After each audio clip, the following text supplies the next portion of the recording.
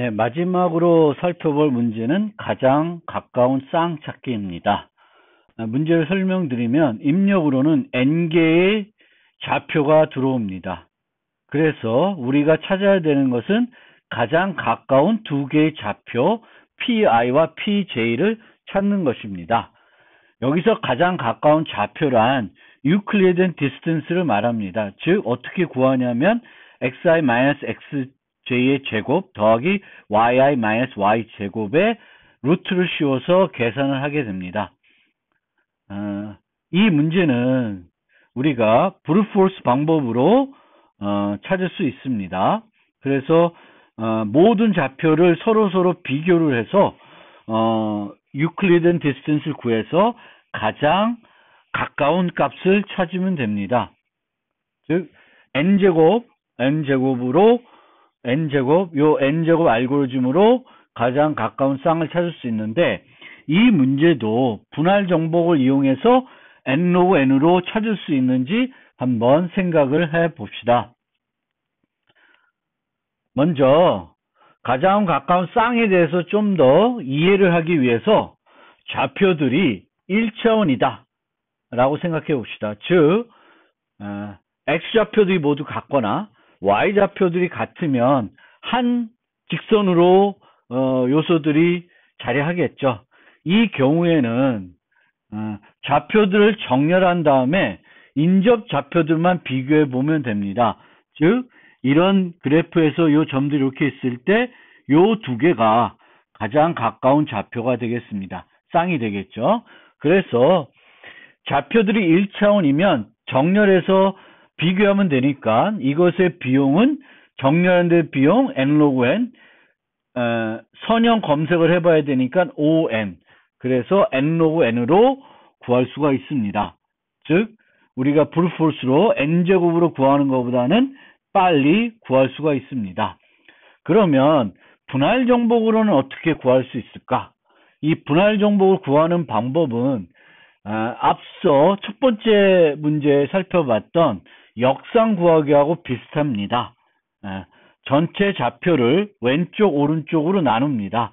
그래서 가장 가까운 쌍은 이렇게 나눴을 때 왼쪽에 있을 수 있고 오른쪽에 있을 수 있고 양쪽으로 좌표가 나누어져 있을 수 있습니다. 그러면 역상과 마찬가지로 왼쪽과 오른쪽은 재기적으로 찾고 양쪽에 있는 쌍을 찾는 것만 우리가 선형해 할 수 있다면 이 역시 똑같이 합병 정렬이나 역상 구하기나 n 로그 n으로 구할 수가 있습니다. 어떻게 하냐?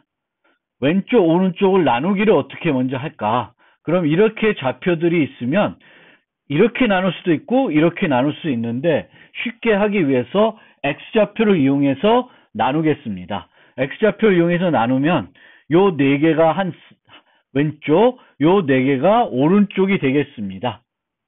그래서 이 나누는데 소요되는 비용은 n 로그 n, 정렬하는 비용이 들겠죠. n 로그 n입니다. 우리가 어떤 문제를 풀 때 정렬하면 뭔가 좀 도움을 줄 수 있다. 그럼 무조건 정렬하세요. 왜? 정렬은 n 로그 n밖에 안 들고 n 로그 n은 선형은 아니지만 의사선형입니다. 그래서 충분히 활용해서 좋은 알고리즘을 만들 수가 있습니다. 그러면 이렇게 나눈 다음에 왼쪽에서 가장 가까운 쌍을 찾고 오른쪽에서 가장 쌍을 찾고 이들 간에 가까운 쌍을 찾을 수 있으면 문제를 해결할 수 있습니다.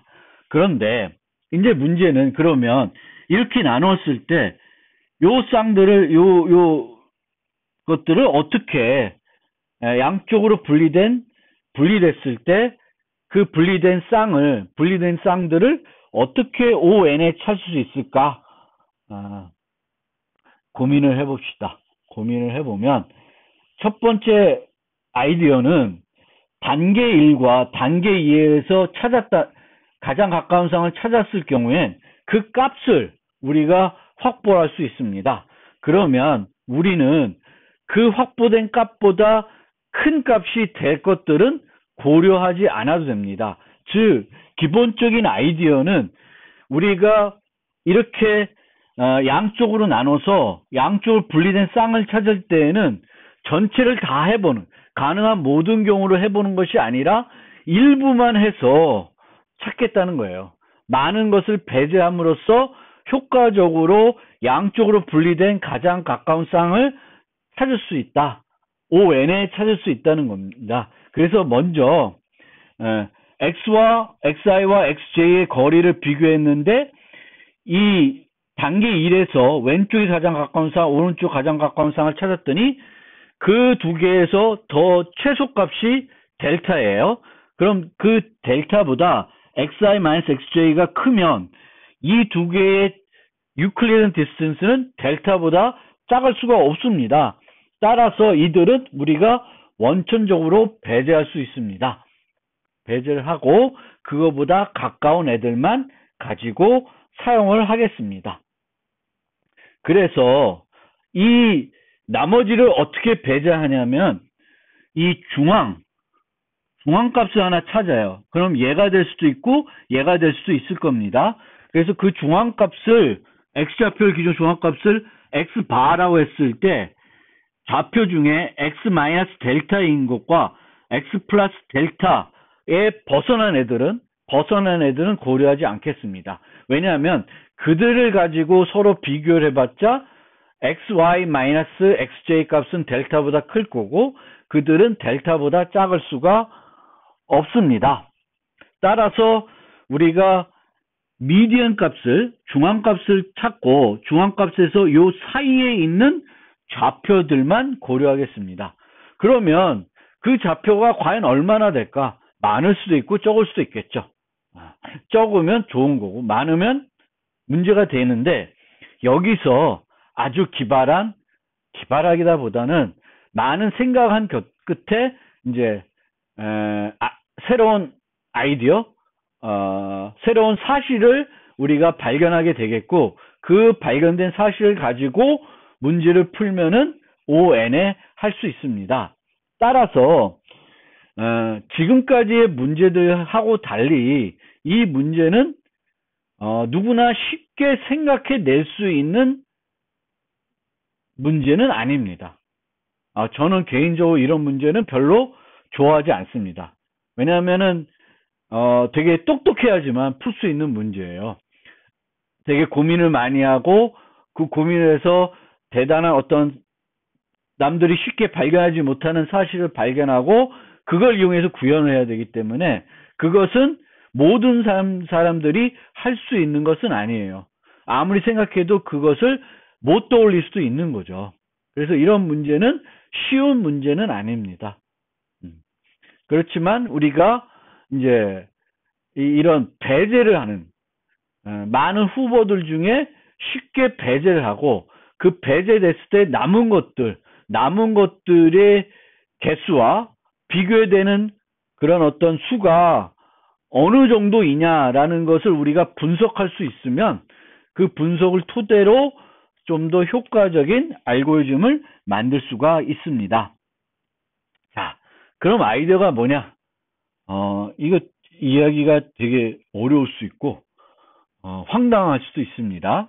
그래서 요 좌표들만 이렇게 중앙값에서 마이너스 델타, 플러스 델타 사이 있는 좌표들만 쭉 갖고 와요. 그러면 이 좌표들이 몇 개일지 모르는데 이 좌표들을 가지고 있을 때 이 좌표에서 이미 하나를 뺐어요. 이미 하나를 뺐는데 이 이미 하나를 뺐을 때 이 좌표와 비교해야 되는 좌표는 총 최대 7개밖에 없다는 거예요. 되게 신기하죠? 최대 7개밖에 없다. 왜 그렇게 될까? 이거는 아래 그림에서 이렇게 그림으로 나타내 봅시다. 그림으로 나타내 보고 그러면 어떤 좌표를 선택을 해요. 그 좌표가 Q라고 합시다. 선택한 좌표, 이 Q.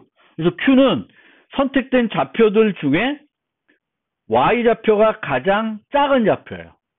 Y좌표가 가장 작은 좌표를 선택을 합니다.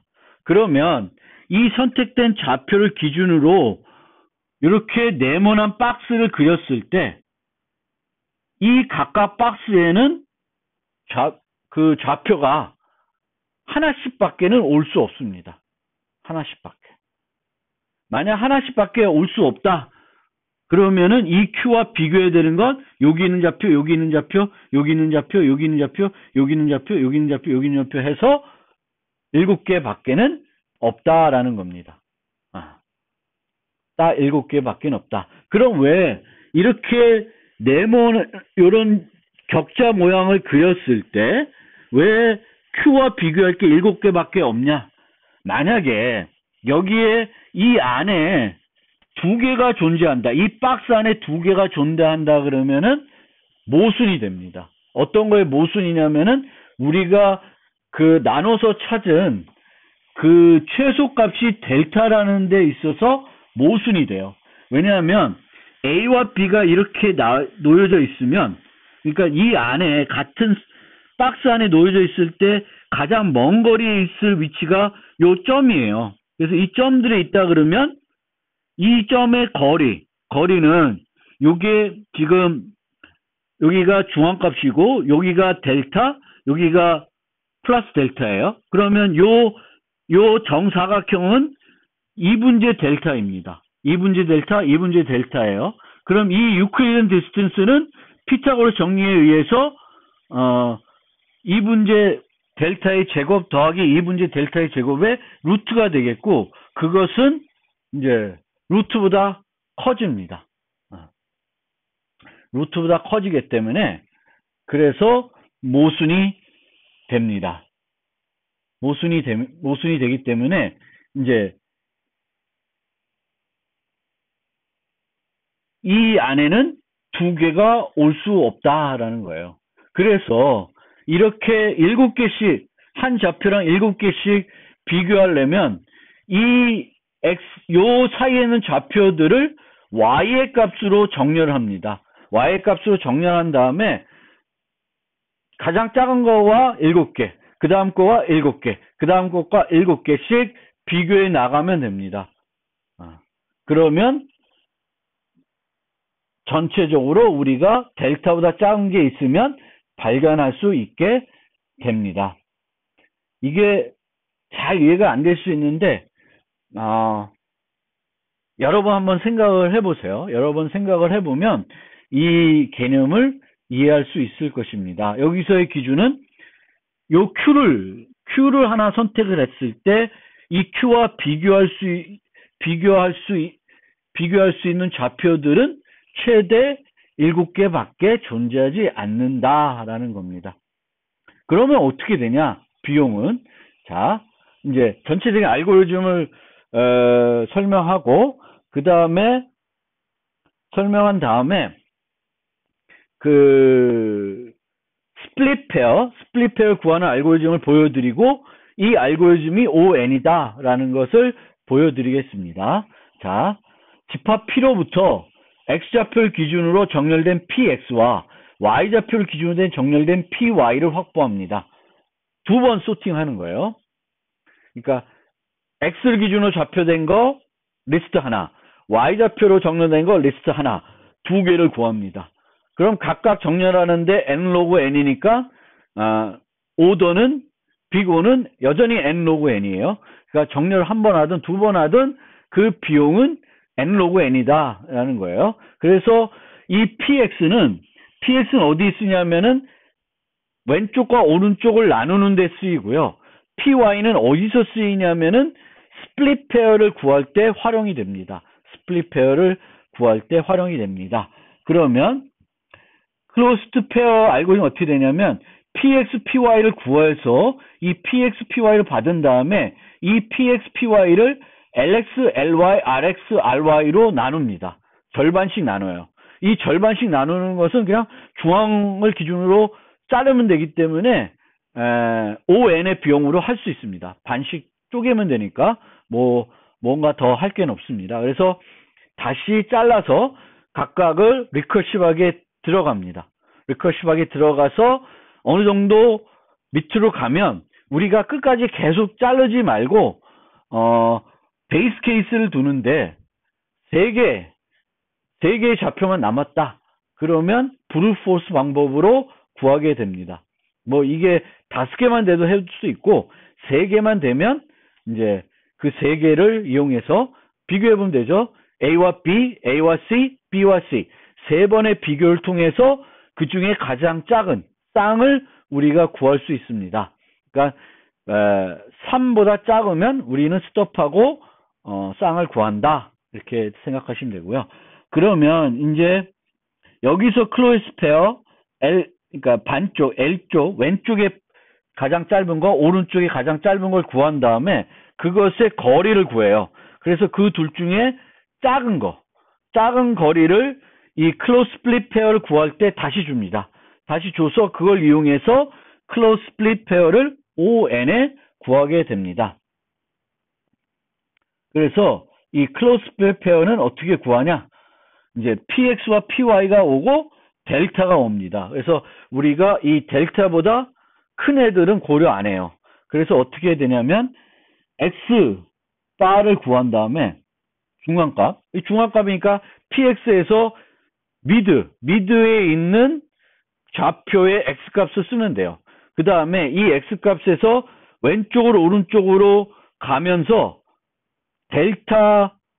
마이너스 델타에 있는 값 좌표들 플러스 델타 사이에 있는 값들을 쭉 모읍니다. 쭉 모으는데 이때 중요한 거는 이 PX를 기준으로 갖고 오는 것이 아니라 PY에서 갖고 오는 거예요. PY에서 갖고 와서 요 사이에 있는 값을 갖고 오는데 어떻게 갖고 오냐면은 이게 Q들을 갖고 오는데 이 Q들이 정렬되어 있어야 돼요. 어떤 기준으로? Y 값을 기준으로 정렬되어 있어야 됩니다. 즉, 이 X바는 PX를 갖고 오는데 얘네들은 X바를 PX를 갖고 오는 게 아니라 PY에서 갖고 오게 됩니다. PY에서 갖고 와서 얘네들을 만들게 돼요. 그럼 어떻게 Q1을 갖고 오냐? 그럼 PY부터 쭉 차례대로 가면 돼요. 차례대로 N번 검색을 하면서 SY로 이동시킵니다. 하나씩. 어떨 경우에 요 사이에 들어오면 옮겨요. 그럼 SY는 좌표들의 집합인데 Y 값이 가장 작은 것부터 쭉 차례대로 돼 있고 이 좌표들의 X좌표는 요 사이에 들어오게 됩니다. 그러면 첫 번째부터 나머지하고 비교하는데 최대 몇 개? 최대 7개하고 비교합니다. 남은 것이 7개도 안 되면 그것만 하고요. 남은 것이 7개보다 크다. 그러면 그 다음 7개하고만 비교를 하게 됩니다. 그러면 이 비용은 포르프가 들어오니까 N제곱 같지만 여기서는 이 안에서는 몇 번 돌아요? 7번 돕니다. 상수번 돌아요. 그러면 전체는 7N이 돼요. 7N은 5N입니다. 그래서 전체적으로 클로즈 스플릿 페어가 선형 시간에 돌아가기 때문에 전체적으로는 5N log N이 됩니다. 주가와 마찬가지로. 그래서